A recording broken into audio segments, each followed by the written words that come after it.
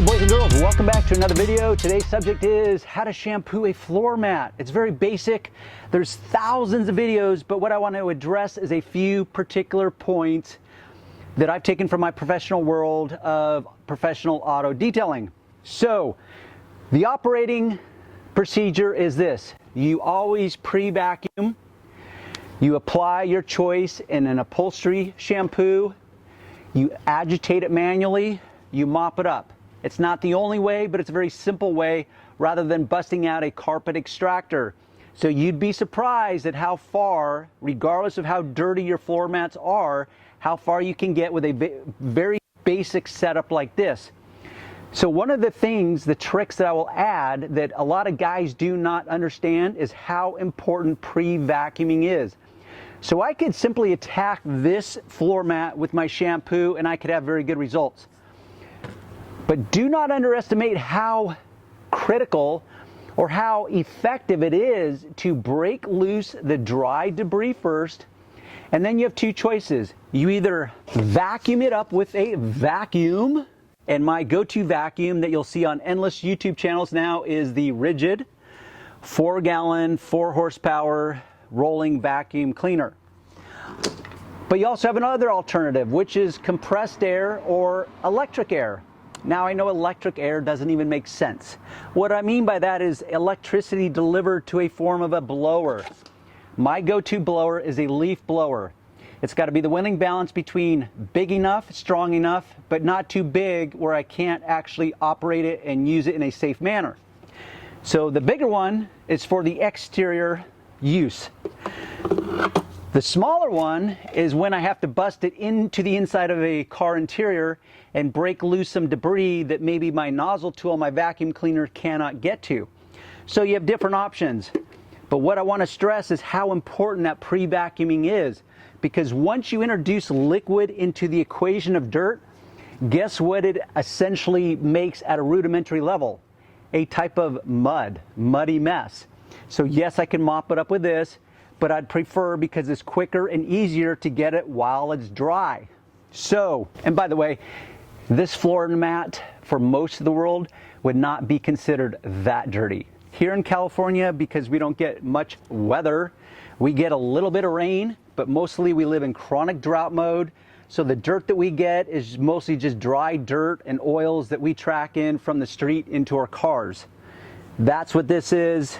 But regardless, you will get a lot of headway by breaking it up with a brush and pre-vacuuming it. So that's what I'm going to start with.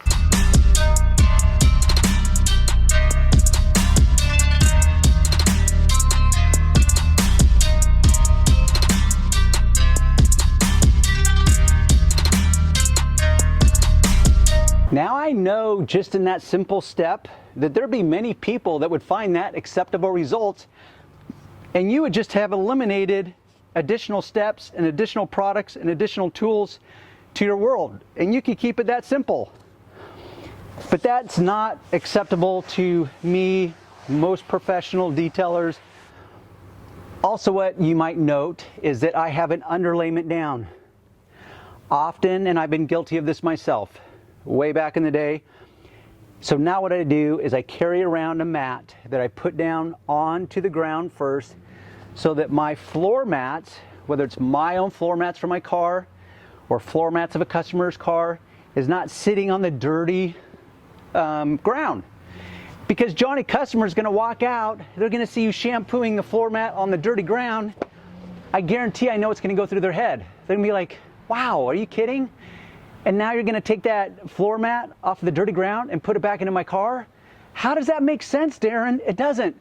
But they're not necessarily going to want to tell you that. They're just going to, that's going to be an unspoken rule, and you're going to just suffer the consequences, and the consequences might be that they don't call you back for a second visit. We want them to call you back for a second visit. Therefore, take a little precaution, show some additional level of professionalism. Communication, 7% verbal. 93% is non-verbal. What they see you do, how you talk, how you walk, how you act, how you perform, how you dress, everything else, non-verbal communication. This is a form of non-verbal communication, which is, hey, Mr. Customer, I'm that attentive to details, and I want to make sure that I don't drag some dirt from the ground into your car. So that's my little added trick. Also, at this point, I'm going to apply my all-purpose cleaner. Notice it's not in a dedicated bottle that says upholstery cleaner, upholstery shampoo. Why? Because you don't have to overthink it. You can, in fact, use an all-purpose cleaner. My go-to currently is from Simple Green. They like to keep it simple. I like to keep it simple. Economically friendly because it's a concentrate. I can custom blend it to suit my needs. I dilute mine down 10-to-1 when I'm dealing with upholsteries, whether it's the seating, the floor mats, pretty much anything in the interior. I'm going to use this dilution ratio. That means 1 part of concentrate and you add 10 equal parts of water. Light applications are always better repeated than one excessively oversaturation, thinking you're going to get it in one go, because chances are you're just not.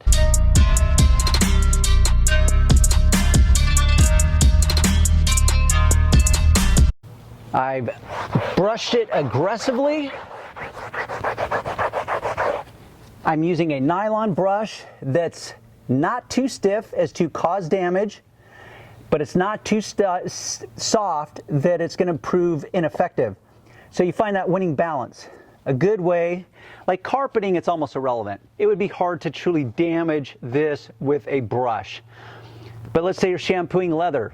That's where it gets a little tricky for a lot of you guys, despite how durable leather really is. So you can test it on your own skin. In my rule, as long as I'm not drawing blood, I'm good to go. Now, with that said, it's looking pretty good. I'm showing some discoloration here. I don't know if that's a result of it still being dirty. Let me pull it into the camera's view, and I don't know what's going to pick up. Just in my eye, in the real world, lighting is such a big variable. So I'm noticing that there's still some dirt along this piping. The question becomes, is that dirt or is the piping being worn off? Because often when materials, like this is a semi-smooth material versus the fibrous materials here, that when the finish has been worn off, when you get it wet, it will tend to darken up. But as it dries, it lightens back up. So if I'm working with a solution of liquid called cleaner, it's going to naturally become darker. So it's tough sometimes to know if that's actually dirt or if it's material that's been worn off and it's just darkening up because of the liquid. So that's where you have to go in and experiment and test.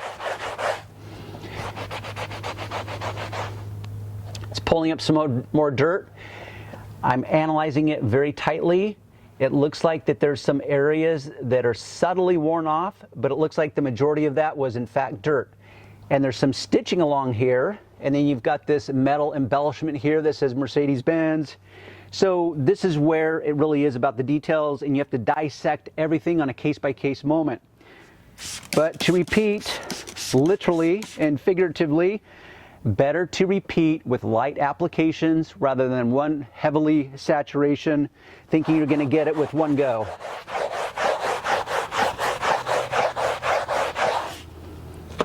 Come back in, mop it up. I always use a microfiber cloth for 2 reasons. 1, highly absorbent. Secondly, it doesn't leave any lint. You use a cotton terry cloth towel, it's going to be less absorbent, and you're going to leave some lint that you're going to have to come back in and clean it after the fact or vacuum it up. I want to reduce my steps, not increase my steps. So, microfiber cloth. And my rule, as this gets heavily or more and more soiled up, I just rotate the cloth.